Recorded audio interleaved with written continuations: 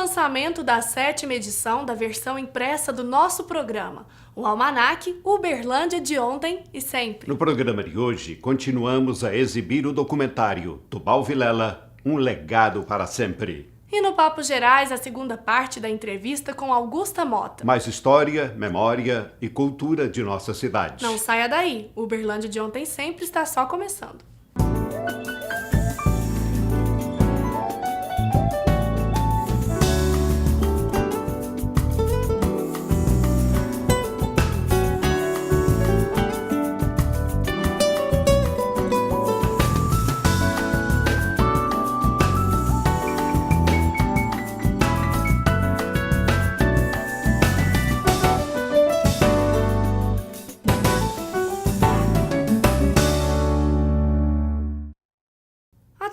Do Mercado Municipal de Uberlândia e uma homenagem a Moacir Franco. O Almanac Uberlândia de Ontem e Sempre chega à sua 7ª edição e é lançado no Cajubá em comemoração aos 50 anos do clube. Confira!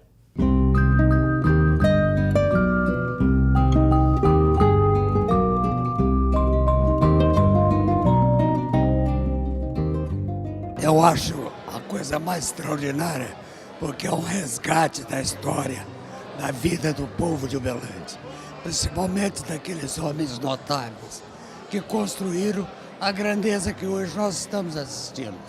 Esses homens não podem ficar esquecidos. Esses homens vivem na nossa lembrança, no nosso ser, porque foram eles que nos deram as características que nós temos hoje. O Vasconcelos, ele trouxe um monte de long plays antigos, de grandes orquestras, de música melódica, e ele colocava para tocar, e o pessoal da igreja curtia muito lá. Ele acabou cedendo os long plays para o padre, entendeu? Então, a minha cultura musical ficou assim melancólica, meio erudita, porque de tanto escutar aquelas grandes orquestras que o Vasconcelos punha para tocar. Não, eu não fui presidente, eu apenas participei. Eu estou entre os 50 fundadores do clube na época, em 1964, 65, que foi quando houve a pedra fundamental. E foi muito bom na época, porque a cidade, inclusive, é uma cidade com no máximo 70 mil habitantes, acho que nem isso, e era um fato muito interessante para a cidade, ter um novo clube. É um clube aconchegante, é pequeno, mas muito agradável.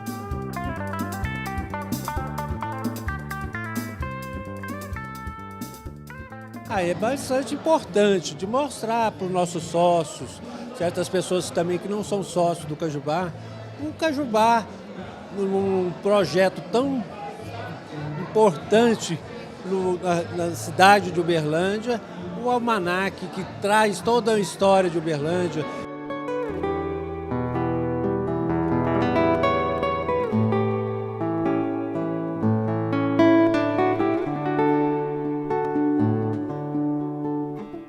Para mim foi uma honra, porque um projeto que beneficia os artistas da cidade, eu acho que é uma atitude completamente louvável e que a gente tem que prestigiar.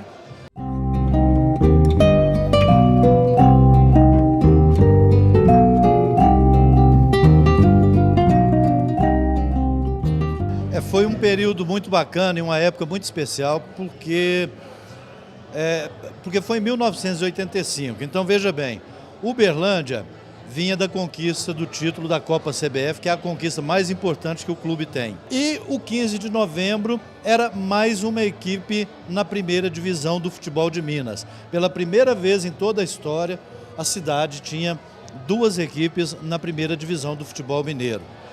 Então foi um momento especial, um momento bastante importante, e essas equipes acabaram iniciando um processo de rivalidade já naquela época. Tanto que nós tivemos o primeiro jogo entre Uberlândia e 15, se eu não estou muito enganado, foi no mês de agosto, pelo Campeonato Mineiro. E o 15, surpreendentemente, ganhou do Uberlândia, né? O estádio Parque do Sabiá recebeu um público lá de mais ou menos 20 mil pessoas para esse jogo. Mas o 15 fez uma atuação tão empolgante que você via ao longo da partida gente saindo da torcida do Uberlândia e passando para o lado da torcida do 15. Tá? Contam até, não sei se é verdade, que antes do jogo lá no vestiário do Parque do Sabiá, o Zé era o presidente do Conselho Deliberativo, conta que ele teria chegado com uma mala de dinheiro e dito para os jogadores o seguinte: olha, essa mala aqui é de vocês se vocês ganharem do Uberlândia. E aí os caras ganharam e comemoraram até segunda-feira. Eu tenho certeza que é uma importância muito grande, que é um resgate das pessoas, principalmente o Celso faz um trabalho maravilhoso nas pessoas mais antigas da cidade, que a gente não conhece, a gente tem a oportunidade de conhecer. É um trabalho muito maravilhoso, porque ele busca aquilo que há de mais belo nas pessoas e traz para o presente, que a gente conhece através da leitura do almanaque.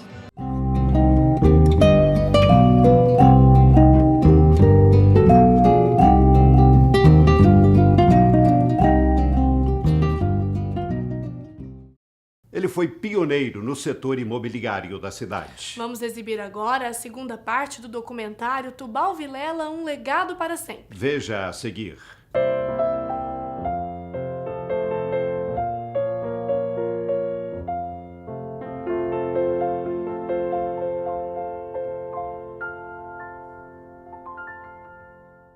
Em 1937, o governo federal, por necessidade do processo de industrialização, baixou o decreto-lei 58, determinando o registro de todos os loteamentos. Até então, alguns loteamentos que surgiram em Uberlândia eram apresentados ao público assim, de um modo muito precário. Então, o Sr. Tubal Vilela, fundando a empresa imobiliária, que passou a dominar todos os aspectos do comércio de imóveis, regularizou, adquiriu esses imóveis irregulares. Ao vender o lote, ela é pioneira em registrar os contratos de compra e venda, né? Era a única empresa que registrava os contratos. O modelo principal do contrato, até hoje, ele é utilizado, o que era utilizado na época, né? Teve pouca alteração.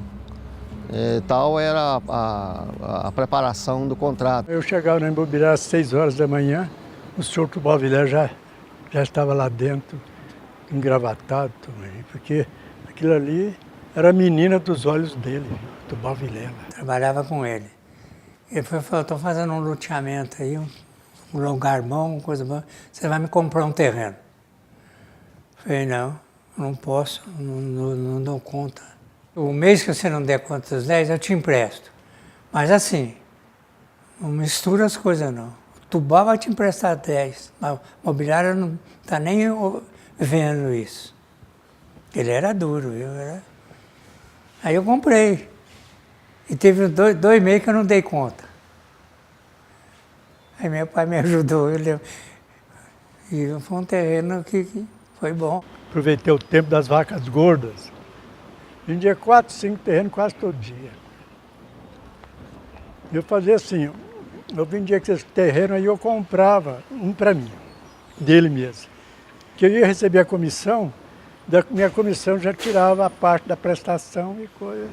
O que sobrava eu punha no bolso e não pagava a prestação. Depois no fim eu tinha o terreno.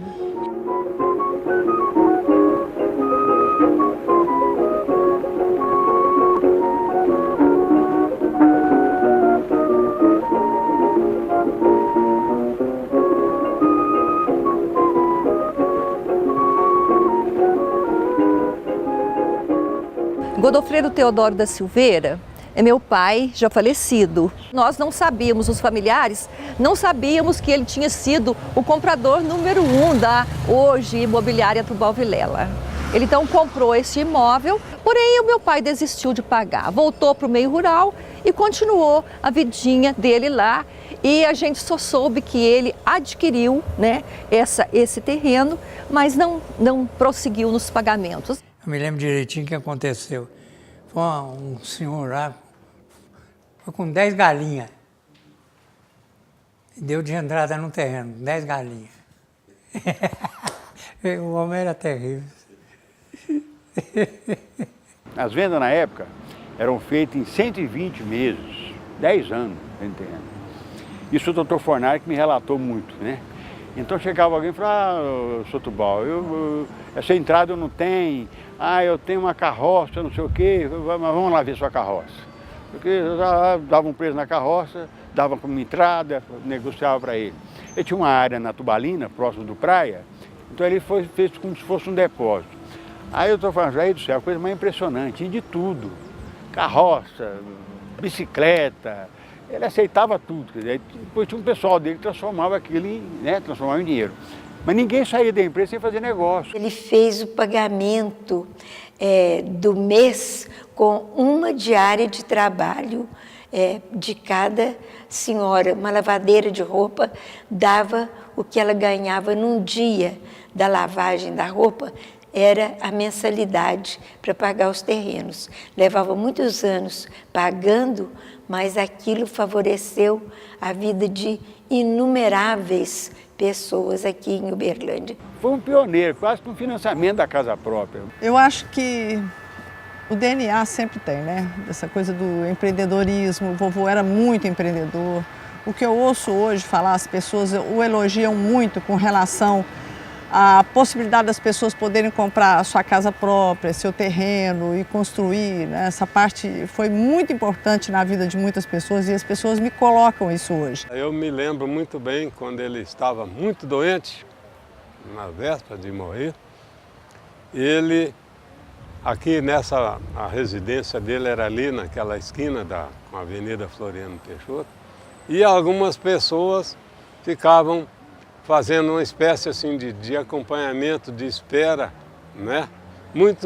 Demonstrando muito sentimento, muita condolência, porque eram gratas a ele por ter permitido a adquisição da sua casa própria.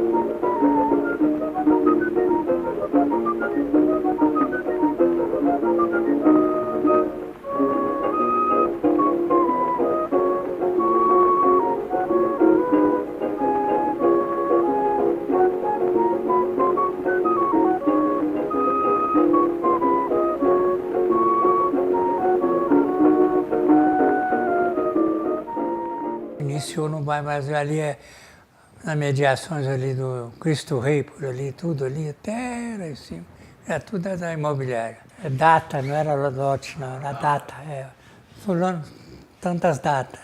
Uberlândia estava vivendo a fase de expansão. Até então, a cidade de Uberlândia era confinada.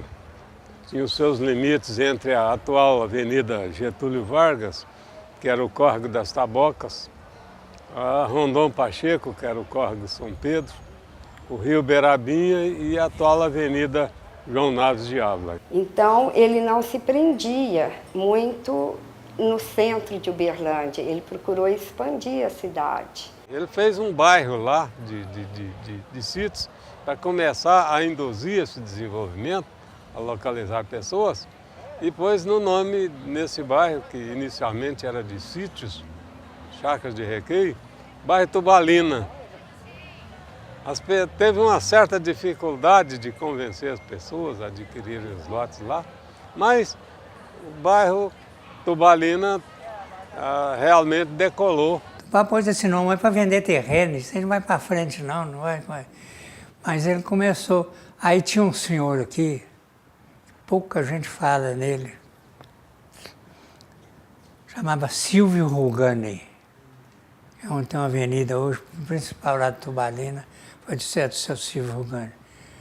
Falou, olha, pois eu acredito na Tubalina.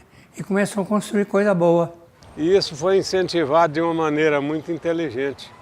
Quem comprasse um imóvel, comprasse um lote, recebia uma quantidade de tijolos e telhas para construir uma pequena casa. O senhor Inácio, um corretor muito antigo da Tubal Vilela, e a casa do senhor Inácio, um terreno muito grande, ficava depositado ali o material de construção, os tijolos, pedra, e telhas e coisas do Tubal Vilela. A pessoa comprava o terreno, chegava lá com recibo, já levava para casa, lá para começar a casa. A escolha do nome foi num programa de rádio. Uberlândia era muito voltado com rádio, tinha programa de auditório, as pessoas iam, cantavam, e houve esse concurso. Nesse concurso foi escolhido o nome do bairro, Tubalina, usando os nomes de casal do meu avô. Ele tinha uma visão muito grande, e da onde que eu acho que até vem aquela expressão Uberlândia antes e depois do Tubal.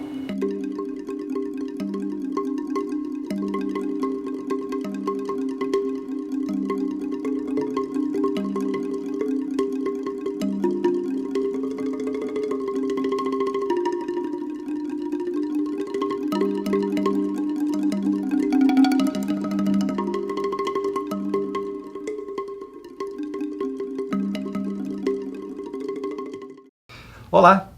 No programa de hoje, a segunda parte da nossa conversa com Augusta Maria Mendes Mota.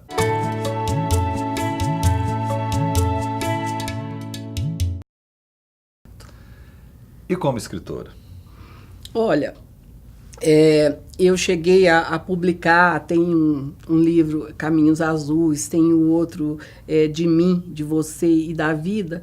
E hoje eu sou aquela pessoa que escreve e vai deixando por ali, e o dia que tiver um tempo você fala, não, eu vou voltar, eu vou publicar, mas acaba que a vida leva a gente para uma responsabilidade maior. Hoje eu estou no Banco BMG, que a gente está com unidades assim, quase que Minas, São Paulo, Minas inteiro, então você viaja muito e acaba que isso vai ficando num segundo plano, embora eu continue escrevendo. O que fica num segundo plano é a publicação.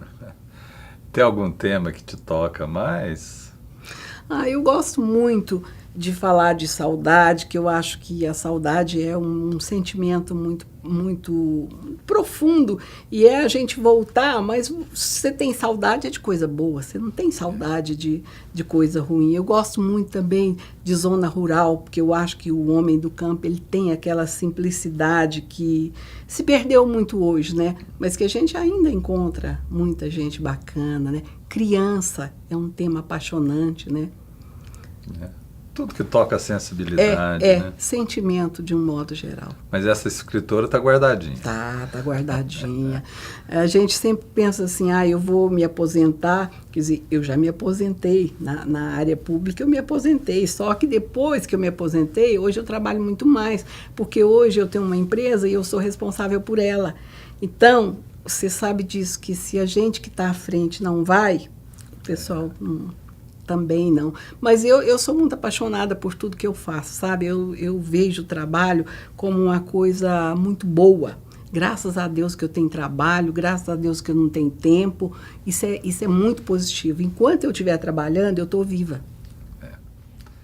E é uma lição, né? Porque você vai ensinando, vai formando uma escola de pessoas também que vão seguindo as suas carreiras, né? É verdade. Olha, quando a gente começou com a Mota Serviços, foi logo depois que a Minas Caixa tinha fechado, E nós tivemos, foi uma coisa, uma instituição centenária, ela tinha feito 100 anos, a gente tinha comemorado, ninguém pensava que fosse fechar. Então a gente teve assim muito suicídio, muito casamento desfeito, muita gente foi para o alcoolismo, porque as pessoas só sabiam fazer aquilo e não estava preparada para ficar desempregada de uma hora para outra. Então, quando nós começamos a Mota, esse pessoal, muita gente foi trabalhar comigo. E era um tema, por exemplo, nós fazemos empréstimos, né? Então, era uma coisa que eles sabiam fazer. Então, o fato de ter trazido esse pessoal para a Ativa também foi muito importante. E eu me sinto um pouco responsável por eles, sabe? Assim, tipo, ir à frente, e passando e, de certa forma, abrindo os caminhos, sabe? É um trabalho muito bom, é um trabalho rentável. E que a gente dá emprego para muita gente que não precisa de qualificação nenhuma. Você abrir, você não tem que ter capital, é simplesmente vontade de trabalhar. Não é fácil, não. Tem que trabalhar. Mas, assim, a pessoa pode fazer. E o Uberlândia na sua vida? Uberlândia na minha vida foi importante demais. Como eu te falei aqui, eu consegui me realizar como pessoa, como empresária, e eu amo essa cidade. Quando eu sinto Uberlândia, assim, é uma cidade pujante, uma cidade que tem força, que tem vida. Tudo que a gente quer fazer aqui vai para frente. Basta você querer trabalhar. Fica desempregado aqui quem não tiver vontade, mas que tem oportunidade, tem para todo mundo, sabe? E você vê o empresariado de Uberlândia, como esse pessoal é dinâmico, como esse pessoal trabalha, como traz oportunidade para a cidade. Eu não conheço nenhuma cidade no interior que desenvolveu igual desenvolveu Uberlândia. E Uberlândia, é claro que a política é importante, mas eu acho que ela que ela caminha. Independente do político, né? Mas falando ainda de recordações e de recordações portuguesas, né? Você pegou a época da bacalhoada aqui no Clube Português? Peguei. O seu Daniel Tinoco, na época ele era o presidente do clube. E aí ele sempre convidava a gente para ir, e nós chegamos até ações do Clube Português. E era um pessoal que realmente cumpria as tradições muito boas.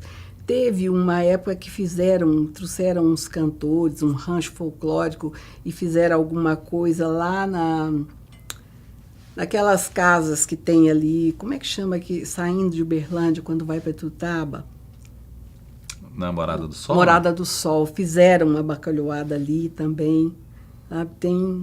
Cheguei a pegar essa época. Eu gosto muito do fado. O fado é uma coisa muito bonita, né? Mas quando a gente fala de recordação, olha, até que voltar uma bacalhoada não seria nada ruim, né? Não, podíamos fazer, né? Olha, para nós que somos descendentes de portugueses, como é o meu caso, né? Acho que é um programa e tanto, né? Augusto, de que você tem mais orgulho na vida? Olha, eu acho que tudo que eu fiz, eu acho que foi importante, sabe? Mas eu tenho muito orgulho da minha família. Nós éramos muito pobres, muito simples. Meu pai tem 97 anos, é vivo até hoje. E a minha mãe já faleceu, mas era uma mulher batalhadora, daquelas que limpava o chão, que fazia o que fosse possível para pagar estudo para a gente. Entendia que o estudo era a coisa mais importante. E o meu pai, ele trabalhava na roça, na lavoura, e ele era um cara que ele falava para a gente que tinha um pé de bala lá na roça, onde ele capinava, onde ele trabalhava, e todo dia ele chegava trazendo, e a gente acreditava nisso. Então, quer dizer, um cara fantástico, um cara calmo, tranquilo, e que ensinou muita coisa da vida pra gente, que a vida não é... Você não precisa de correr, você não precisa de brigar, ele é muito paciente, que quanto mais você briga, pior as coisas ficam. E tinha uma coisa que a minha mãe falava muito, que você não resolver com uma colher de mel, nem com 100 de fel. Então, isso foi assim a coisa que ficou da minha família, sabe? Então, isso é uma coisa que eu me orgulho muito. Hoje eu tenho Os meus sobrinhos trabalham comigo na empresa, são pessoas também sérias, responsáveis e que vão continuar aqui. Na hora que eu não estiver aqui mais, eu tenho certeza que vai ter uma continuidade, porque eles estão aí para isso, né? Augusta, muito obrigado. Foi um prazer muito grande te receber aqui. Eu é que te agradeço, Celso, ficar lembrando essas coisas, sabe? Assim, a gente passa um filme na vida da gente e você chega à conclusão de que valeu a pena, né? E quando a gente pode dizer isso, que valeu a pena, eu acho que é muito bom, tá? Só conta história quem tem história para contar. Obrigada. Até a próxima. E hoje nós ficamos por aqui. Não perca no próximo programa a terceira parte do documentário Tubal Vilela, um legado para sempre. Acompanhe as nossas matérias através do site uberlandiadeontensempre.com.br ou envie as suas sugestões para o e-mail close@close.com.br. E até o próximo programa. Se Deus quiser.